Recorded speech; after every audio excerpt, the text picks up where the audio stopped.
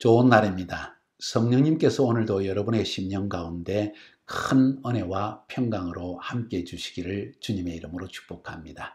오늘은 에스겔서 16장 말씀을 통해서 하나님께서 우리에게 주시는 음성을 들을 수 있기를 바랍니다.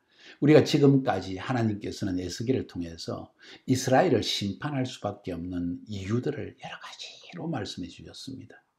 산당에서 예배하는 것, 온 백성들이 다 음란하게 우상을 섬겼던 사실, 심지어 예루살렘 도시와 예루살렘 안에 있는 하나님의 성전에조차 우상을 세우고 우상을 섬겼던 것, 선지자들조차, 하나님의 사역자들조차도 하나님의 음성을 듣지 않고 자기 마음대로 돈을 위해서, 인기를 위해서 사역했다는 사실, 뿐만 아니라 백성들 전체의 마음이 너무나 굳어져 있어서 하나님의 음성을 깨닫지도 못하고 듣지도 못하고 회개하지도 못하고 돌아오지 않는 그런 상태에 있었다는 것.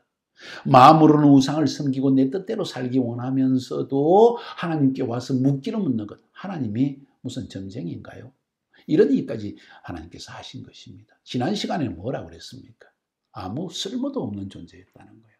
하나님이 자기 백성을 택하신 이유는, 이스라엘을 수많은 민족 가운데 택하신 이유는 빛과 소금의 역할을 하게 하기 위한 것이었습니다. 하나님이 우리를 택하신 것도 빛과 소금의 역할을 하도록 우리를 사회 공동체 안에 세속적인 사회 가운데 세우기 위한 것이었습니다. 그래서 하나님께 영광을 돌리는 것이 하나님의 뜻이었다는 거예요. 그런데 이스라엘 백성은 실패했다는 것입니다. 이 모든 점을 다 살펴보아도 도저히 용서할 것이 없다는 거예요. 그러면서 하나님께서 좀 역정을 내시는 이야기를 오늘 16장에 하십니다. 하나님의 역정이 조금 깁니다. 집안에서 화가 났을 때 아내들이 말이 좀 많아지잖아요. 우리 하나님께서도 마음이 너무 상해가지고 역정을 내십니다. 63절이나 되는 긴 구절을 통해서 하시는 말씀이 뭔지 압니까? 너 아냐? 내가 너에게 한 일을. 하나님 딱 한마디로 이렇게 물으시는 겁니다. 내가 너에게 한 일을 너 알고 있냐? 내가 너에게 누구인지 좀 알기나 하느냐? 그러면서 오늘 전체 이야기는 내가 너를 완전히 길가에 버림받은 존재, 그것도 태어나자마자 탯줄도 떼지 않고 집어버린 존재를 탯줄 다 씻겨가지고 기름을 발라가지고 옷을 입혀서 젖을 먹여서 그리고 너를 키워가지고 너무 예뻐서 내가 너와 함께 결혼까지 했다. 죽었던 네 몸을 살려가지고 결혼까지 해서 높여서 왕후의 자리까지 높였더니 네가 아름답다고 부유하게 되었다고 내 주위에 있는 모든 남자하고 그냥 음행을 하고 간음을 하고 그것도 모자라가지고 아예 그냥 음행하는 집을 지어놓고 길거리에다가 온 사방에다가 그리고는 모든 남자를 불러가지고 나쁜 짓이야 나쁜 짓 간음은 다 하고 벌거벗은 모양을 보이고 있으니 내가 가만둘 것 같으냐 너를? 정상적인 남편 같으면 그런 여자 절대 두지 않겠죠. 똑같은 이야기를 주님이 하시는 겁니다. 네가 바로 그런 존재다는 거예요. 이스라엘의 가장 큰 죄악이 무엇입니까? 그리스도인의 가장 큰 죄악이 무엇입니까? 한마디로 주님은 지적하십니다. 하나님이 너에게 한 일을 잊어버리는 것이 가장 큰 죄악이다. 거기에 감사함이 없고 끊임없이 내 이익, 내 하고 싶은 대로, 내 원하는 대로, 내 육신의 요구대로 살아가는 그것이 하나님 앞에 큰 죄악이라는 것을 말하고 있는 것입니다. 하나님을 잊어버린 것입니다. 한마디로 말해서. 그러니까 하나님이 하신 일을 잃어버리는 거예요. 그래서 난 너를 심판할 수밖에 없다는 거예요. 오늘 본문 1장 1절부터 63절 전체에서 주님이 계속 하시는 이야기는 이스라엘의 역사를 이야기합니다. 너를 길가에 버려진 태아와 같은 존재였다. 아직 배꼽도 자르지 않은 탯줄도 끊지 않은 존재였다. 근데 너를 끄집어내가지고 뱃줄을 자르고 씻어가지고 올리브 기름을 바르고 몸을 싸가지고 너를 내 품에서 안고 내가 우유를 먹여서 키웠다는 거예요. 뭔 이야기하고 있습니까? 애굽에서 종살이하던 너희 신세가 마치 길가에 버려진 존재와 같다. 애굽 사람들에게 너희들은 완전히 버려진 존재 아니었느냐? 고센 땅에서 양이나 치라고 쫓아내지 않았느냐? 거기에서 너희들이 노예로 살지 않았느냐? 바로 왕의 국고성을 쌓으면서 종처럼 살지 않았느냐? 그래서 너희들을 불쌍히 여겨서 탯줄도 떼지 않는 어린아이와 같은 너희들을 끄집어내가지고 광야를 거쳐서 가나안 땅에 집어넣었다. 그리고 너를 잘 키워가지고 나중에 너를 왕으로 삼았다. 뭔 이야기입니까? 다윗 왕 시대 이야기 같습니다.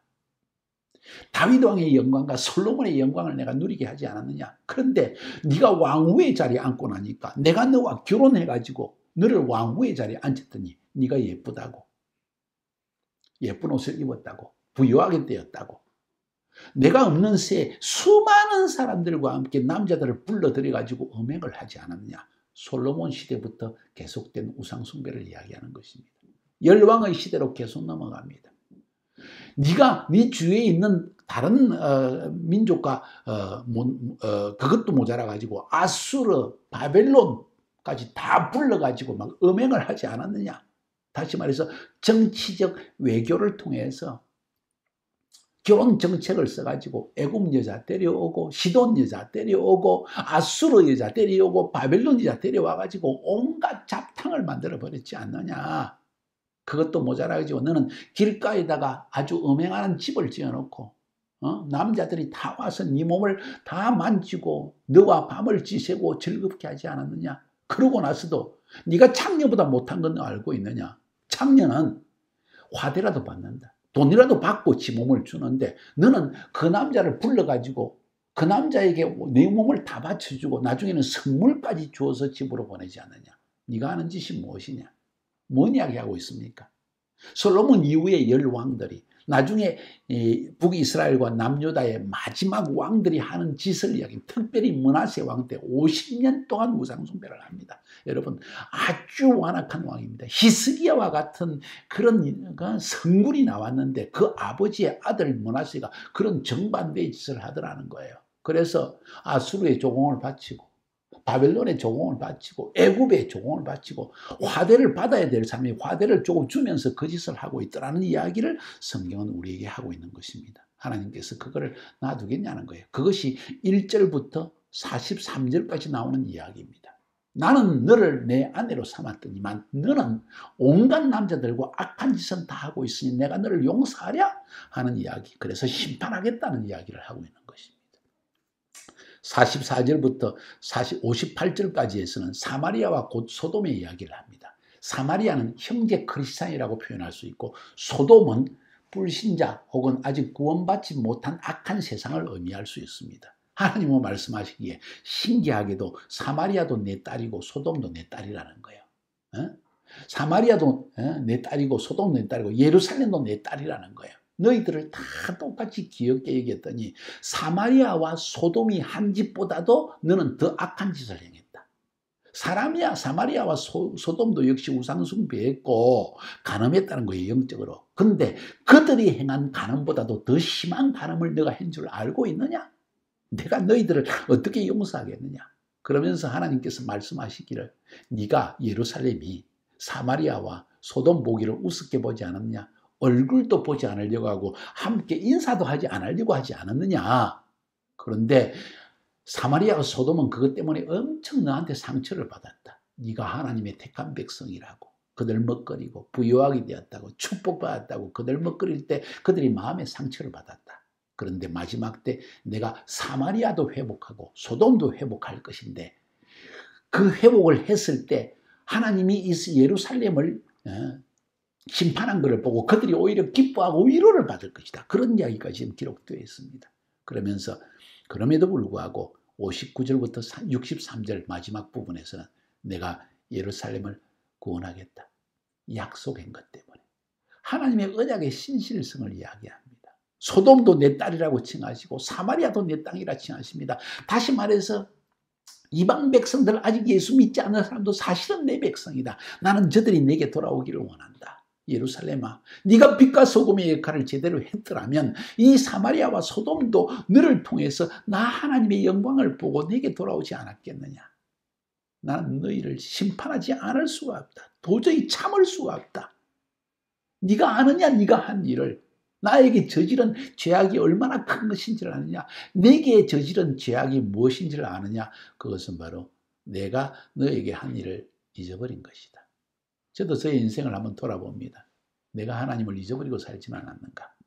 예, 저는 매일 제가 카자흐스탄에 20년 있는 동안에 선교사로 사역하는 동안에 밥 먹을 때마다 자녀들과 자리에 앉으면 한 이야기가 얘들아 아빠가 독일에서 얼마나 고생한지 몰라. 하나님께서 나를 고생시킨 줄 알고 있지만 지금 이렇게 큰 교회를 이루게 하시고 또 집을 주시고 이렇게 자녀를 4명이나 주시고 이렇게 살게 한 것이 아빠는 너무너무 감사한다. 너희들 절대 잊지 마라. 하나님이 우리에게 한 일을 잊으면 큰일 난다. 성숙한 크리스찬이 누구냐? 그것은 바로 하나님의 하신 일을 기억하고 감사가 넘치는 사람이 진정한 성숙한 크리스찬이야. 끊임없이 그 이야기를 해왔습니다. 아이들이 커가면서 그걸 기억하리라고 저는 믿습니다. 지금은 조금 제가 생각할 때 많이 멀리 떨어진 것 같은 안타까움이 있습니다. 그럼에도 불구하고 저희 마음속에 저희 믿음은 이렇게 감사를 심어놓았는데 설마 하나님을 떠나진 않겠지. 그리고 하나님을 반드시 섬기겠지. 이 4명이 다 하나님의 쓰임받게 해주시옵소서 하는 것이 저희 기도의 제목이기도 합니다. 자, 여론으로 빠졌습니다. 여담으로 빠졌습니다. 중요한 것은 무엇입니까? 사랑하는 여러분. 여러분은 어떻습니까? 여러분이 세상 가운데 있을 때, 하나님을 알지 못할 때, 죄악 가운데 있을 때, 방황하고 있을 때, 근심할 때, 병들었을 때 하나님이 여러분을 찾아온 것을 기억하고 계십니까? 여러분은 어떻습니까? 저는 저희 인생에 그것을 잊어버릴 수가 없습니다. 왜냐하면 인생의 참된 목적이 무엇인지를 저는 알지 못하였고 10년 이상을 하나님 당신이 계신다면, 신이여 당신이 존재한다면 저에게 인생의 목적을 알게 해주세요 하고 늘 밤낮으로 알지 못하는 신에게 기도했고 또 사랑하는 친구를 통해서 이 하나님을 만나게 된 것입니다. 친구야 고맙다. 정말 저는 이것을 잊어버릴 수가 없어요. 일평생 잊어버릴 수 없는 중요한 저는 이 기억의 체험을 가지고 있습니다. 그래서 감사하지 않을 수가 없습니다. 사랑하는 여러분, 하나님을 잊어버리지 않는 것이 축복인 것을 여러분이 아시기를 바랍니다. 오늘 이 긴 본문에서 하나님이 하시는 메시지 딱 하나입니다. 너는 아느냐? 내가 너에게 한 일을. 하나님이 우리에게 하신 일을 기억하는 자. 그 자는 마지막 때를 준비할 수 있는 신념을 가진 자입니다. 믿음을 가진 자입니다.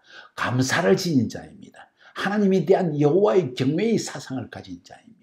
이런 믿음으로 승리하시는 여러분이 되기를 주님의 이름으로 진심으로 축복해 드립니다. 승리하십시오.